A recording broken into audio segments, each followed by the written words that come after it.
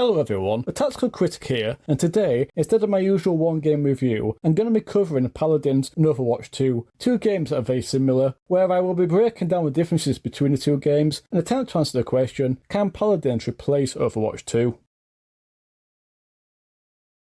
Both games revolve around player versus player combat, where players choose from a variety of champions and play against each other as two teams. Overwatch 2 is set in a variation of present day, with the maps based upon real-life locations around the world. This setting is based on science fiction, with advanced robots and champions that use abilities that are rooted in technology.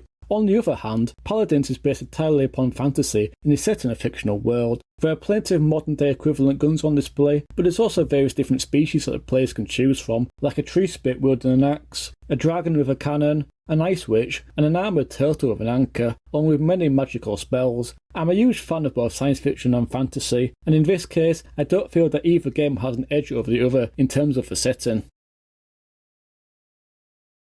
As it currently stands, Overwatch is the only one of the two games that are story-based player versus environment missions, which were recently released with the Season 6 invasion. That puts Overwatch ahead of Paladins just by having these story missions, without even going into the quality of them, as currently Paladins only has player versus player content. Now, I haven't played any of these missions yet, that's something that I will get around to at some point. So in all fairness, until I play through the Overwatch story missions, I'm going to limit what I have to say on that front. I have heard mixed reviews about the story missions, with generally favourable reviews in terms of gameplay, story expansion, and character dialogue, though criticism regarding just how replayable the missions are. Two things that people are critical of is just how long it took to actually get these story missions in the first place, 6 seasons into the game after numerous delays. Then there's the price tag, set at $15 US, a price tag that hasn't impressed anyone, and diverges from the free-to-play format of the game, though that expense does include 1,000 Overwatch coins, which is the price of the Battle Pass.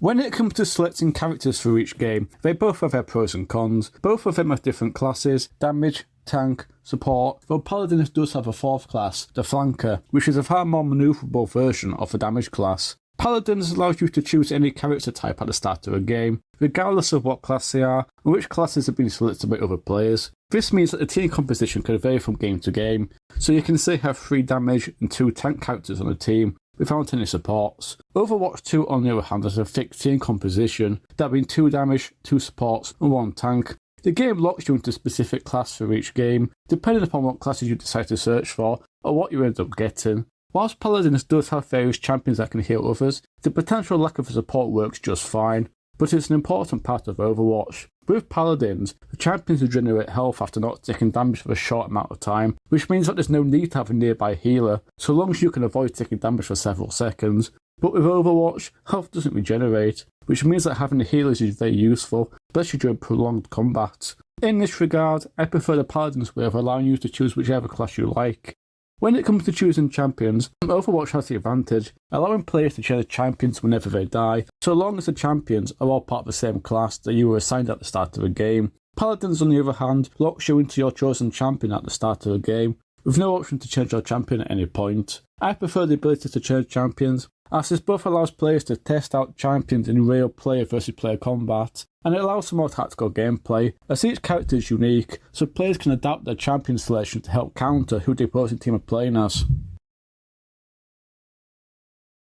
An aspect where Paladins clearly takes the lead is in character customization, with custom skill cards, talents, and an in-game item shop, all of which are entirely absent in Overwatch 2. Each character has a range of different skill cards, which grants buffs to them, depending upon their abilities and playstyles. There's 5 cards in the set, with a total of 15 skill points that can be distributed between the cards, each of which enhances the card's buff. At the start of the game, you get to choose from one of 3 already pre-made sets, with another 3 more slots where you can create custom sets in the character menu. The in-game item shop allows you to buy a particular buff and upgrade it throughout the game, using in-game money that is automatically generated over time, as well as when you help the team complete the chosen objective, such as holding the area in Onslaught or pushing the payload. With 3 tiers that can be upgraded, granting various benefits such as increased health, movement speed, or health regeneration as you inflict damage. Talents are unique skills available to each champion, one of which is chosen at the start of each game. In this case, there's no customization available, and the 2 later talents have to be unlocked as you level up each champion, though it does give you the option to alter how the champion behaves during each game. Both games have similar game modes, such as capture and hold the objective, where the teams fight for the control over specific areas, and push the payload, where the attacking team pushes the payload and the defenders have to stop it, though the game modes themselves are called something different. An issue with Paladins is that it effectively only has two game modes. There's Onslaught, where the two teams fight for control over the objective, along with Siege and Payload, which are both variations of Push the Payload. Team Deathmatch is completely absent from the playlists, though for some reason, Team Deathmatch is available as a custom game mode, along with Capture the Hill. Team Deathmatch is a staple of player versus player combat, and Capture the Hill is popular as well, which means that they are expected to be present in the game. I don't know the reason for the absences, and I can't think of a good enough excuse for such critical game modes to be missing.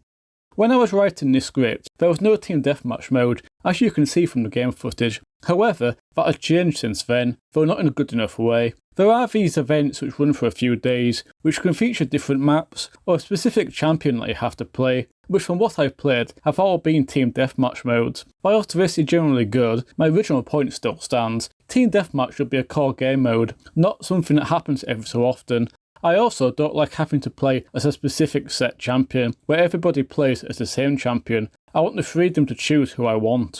In addition to Capture and Hold and Push the Payload, Overwatch also has the arcade, which features various different game modes, some of which are fixed, and others that are rotated out at regular intervals. These game modes include Team Deathmatch and Capture the Flag, which Paladins only have available in custom games, along with game modes such as Elimination, where players don't respawn after being killed, and Assault, where the attackers have to capture 2 points and the defenders have to defend these points. As you can see, Overwatch 2 has far more game modes than Paladin does. In general, battle passes and progression systems have a bad reputation. Free-to-play games are of course good, in the sense that they're free to play, but that free access comes with strings attached. In my opinion, the idea of a battle pass and progression system isn't a problem, as games will of course decline in popularity over time, and additional content is a way of keeping them going. It's more how they are handled. In recent times, free-to-play formats have become an excuse for not releasing the full game at launch, and instead releasing more content over the course of several seasons, all of which include plenty of content that is available for purchase. Overwatch 2 is also guilty of this practice, with numerous delays in releasing content. Both games have a shop and a battle pass, where you can buy various items with in-game money that is bought with real money, and a battle pass, where you pay to access various items along a progression system. Something that I recommend doing for both games, and I recommended implementing this for Halo Infinite in the previous video, is a 2-tier or hybrid progression system. This is where some items will be unlockable for free as you progress through the game, whilst others will be locked behind paywalls. These two systems would ideally be separate, so you could show off what you work towards, instead of simply buying the items. Now, I'm not saying make everything free, as that defeats my previous point, but making two separate systems would bring people to a game, and it gives them something to work towards, therefore helping to retain them for the long term. Now, Paladins and Overwatch have gone some way to implementing a 2-tier system, with 3 items thrown into the progression system. The problem with this, however, is twofold. Because we're talking about a handful of items thrown into the paid progression system, there simply isn't enough items to work towards. I would ideally like to see 2 completely separate progression systems stacked full of items, instead of some 3 items sprinkled into the paid progression system. The other problem is that 3 items are terrible. I have zero interest in an emote or a victory pose. Those are crap rewards. I would want to work towards something like a skin or multiple skins, perhaps of a lower tier so they don't interfere with paid items. Something that's actually worth working your way towards would have a visual impact on the game.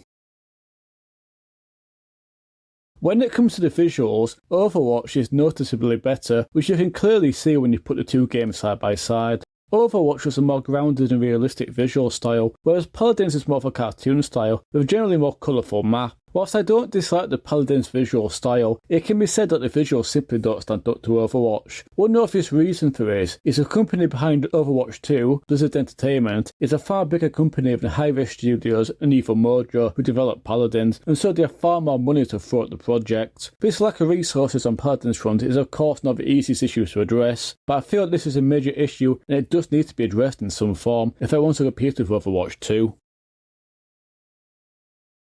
I believe that Paladins does have the potential to stand up to Overwatch 2. The problem is, the game simply isn't at that state at the moment. Right now, Paladins is a good game, one that I've enjoyed playing, and it can definitely work alongside Overwatch 2 as a change of scenery every so often, but I don't believe that it's the replacement. So what could Paladins do to help bridge the gap? Well, one simple solution is to get the playlist sorted out, and by that I mean bringing in Team Deathmatch and King of the Hill. These two game modes are part of custom games, and I've read that they used to be part of the main playlist, so reintroducing them shouldn't be a problem. A far bigger issue to address is the visuals, which are in need of an overhaul. My knowledge of game development is non-existent, so I won't pretend to know what this would take to accomplish, but it could do with sorting out. If these issues were properly addressed, and a company invested some money in advertising, as I hadn't even heard of this game until recently, then I think Paladins could be a potential competitor to Overwatch. Another possible solution, depending upon how difficult it would be to sort out Paladins, would be to create a sequel, like Overwatch did. That way they could build a game from the ground up, if that was required, then do a massive advertising campaign to promote it. If you got this far, I want to thank you very much for watching. Let me know your thoughts in the comments, and if you like this review, please consider liking and subscribing. I hope to see you in my next video. Bye for now.